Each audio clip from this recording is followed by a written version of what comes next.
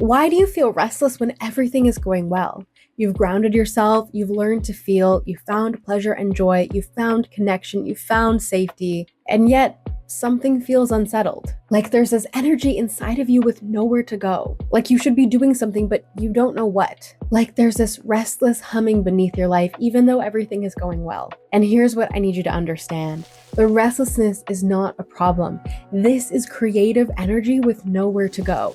And when we don't create, when we don't give that energy a place to land, we invent problems. Let me be very clear about what the create phase is and what it isn't. The create phase is about imagination, problem solving, exploration, experimentation, human potential. It is not about achievement. It is not about productivity. It is not about identity. It is not about monetization. That comes in rise. Create is simply using your unique human brain to generate something new. This could be making dinner beautifully, or solving a problem in your home, or helping a friend through a hard time, writing a poem that nobody will ever read, or painting something terrible, or learning to play an instrument. The point is not the outcome. The point is the process. The point is giving your brain something meaningful to do. Here's what makes humans unique. We absorb stimuli, we combine ideas, we redesign systems, we solve complex problems. We channel inspiration from experiences, from culture, and from the divine. Our brains are built to solve problems, to imagine possibilities, to create new structures. This is our superpower. This is what separates us from every other species. And if we don't give the brain a meaningful problem to work on, it will create one. This is where anxiety lives. This is where overthinking lives. This is where rumination takes root. This is where mental restlessness breeds. Our minds need something to focus on, something to solve, something to build. And when we're grounded and when we're safe, when we have joy and connection, this is when creation is possible, not before. Not during survival, but after. After ground, after feel, after glow comes create. When your nervous system is regulated, when emotions are accessible, when pleasure is present, this is where you have softness, openness, a channel for inspiration, the capacity to create. And here is what the research shows. Art therapy reduces symptoms of anxiety, depression, and stress by 73%.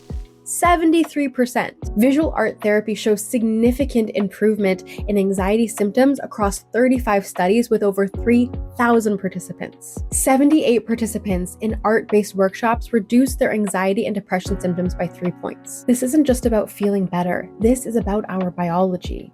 When we lack art and exploration and imagination and constructive problem solving, our minds turn inward in destructive ways. A brain without a creative outlet will search for stimulation through fear. It will create worst-case scenarios. It will spiral. It will ruminate. Not because you're broken, but because it has nothing else to do. Creation gives direction. It gives containment for restlessness. It gives a constructive focus, a sense of humanity, a sense of purpose. Creative engagement helps people cope with stress and despair. It alleviates the burden of chronic mental illness. It fosters self-sufficiency. It builds worthiness and belonging. It is not optional. This is essential. But here's what is critical to understand. You cannot sustainably create from survival mode. Creation comes after. Ground is safety and regulation. Feel is emotional capacity. Glow is joy and pleasure and connection. And so when food and safety and shelter are handled, when you feel belonging, when you feel joy, when you can feel your emotions, then you have the capacity to create in a sustainable way, in a way that actually makes an impact in your well-being. Because creation requires softness and openness. It requires mental space and emotional bandwidth. You cannot solve creative problems when your nervous system is in survival mode. You cannot imagine possibilities when you are just trying to survive. You cannot explore when you are bracing for impact. Creation is what is possible when safety is established. So let me break down the 3 pillars of the create phase. Pillar 1 is imagination and ideas. This is about letting your mind wander, thinking beyond your current reality, playing with what if. In Big Magic, Elizabeth Gilbert says that ideas are living things. They come to you, they knock on your door. And if you don't answer, they move on to somebody else. She also says that curiosity is safer than passion. You don't have to be consumed by something to create it. You just have to be interested. You just need permission. Creative permission. To wonder, to explore, to imagine, and you can give that permission to yourself. And as she says in her book, if you need permission, I give it to you now. Pillar 2 is problem solving. This is where creation meets daily life. Solving something in your home, maybe improving a workflow, making a new recipe, helping a friend through a hard time, or designing systems for longevity. This includes science and technology, health, art, community, and personal routines. Creation builds a better world because it improves what already exists. It makes things easier, more beautiful, more functional, more humane. And pillar 3 is exploration without expectation. This is a key phrase. Exploration without expectation. No deadlines, no monetization, no performance, no audience, no identity attachment. In The Artist Way, Julia Cameron introduces morning pages. 3 handwritten pages, stream of consciousness. No editing, no purpose, just clearing mental clutter to create space for new ideas. And in defense of dabbling, Karen Walleron celebrates the brilliance of being a total amateur, doing things badly on purpose, trying something new with no expectation of mastery, buying cheap supplies, taking a beginner class, letting yourself be average. Being an amateur protects your joy. It removes the pressure and it makes creation safe. So this is where it all comes together. When things are good, when you have a stable relationship, a stable income, a regulated nervous system, pleasure is present in your life, but you don't create, you start to pick fights. You start to overthink. You start to spiral. You start to invent dissatisfaction. Your brain has a surplus of energy and it needs somewhere to land. Creative projects give your brain a constructive place to channel all of that energy. A problem to solve that isn't manufactured drama. A focus that isn't fear-based. Creation is how we put restlessness to bed. Let me give you an example from my own life. I do have monetized creative work, dancing, singing, and YouTube. These are things that I do professionally, but these are things that will live in the rise phase. But I also have non-monetized creative devotion.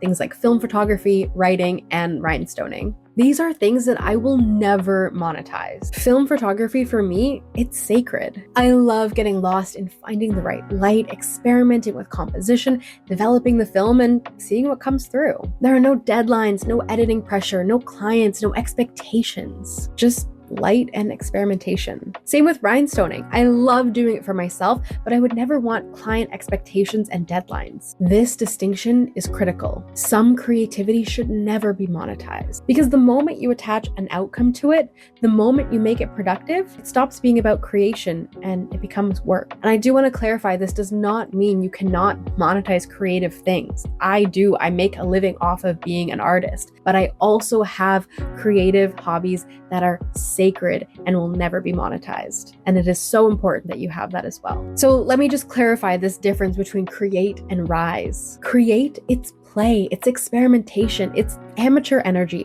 There is no outcome required, and this builds capacity. And rise, that is our identity. That is our discipline. That's our monetization, our structure and our contribution, our long-term building. If you skip create, if you jump straight from glow into rise, then rise feels empty. Rise feels restless. It feels forced. It feels unsustainable, and you will burn out because you never built this creative capacity. You never gave yourself permission to explore without expectation. And this foundation, this is what makes rise sustainable. So if you are feeling creatively blocked, here are some practices to help you. And we are going to dive even deeper into these practices in the next video, but here's just a little taste. Morning pages from The Artist's Way by Julia Cameron. First thing in the morning, 3 handwritten pages. Stream of consciousness. There is no editing. There is no purpose. This is just about clearing mental clutter. This is about creating space for ideas. Practice number 2 is the dabbling practice from In Defense of Dabbling. Try something badly. Take a beginner class, buy cheap supplies, and just let yourself be average. Let yourself be an amateur.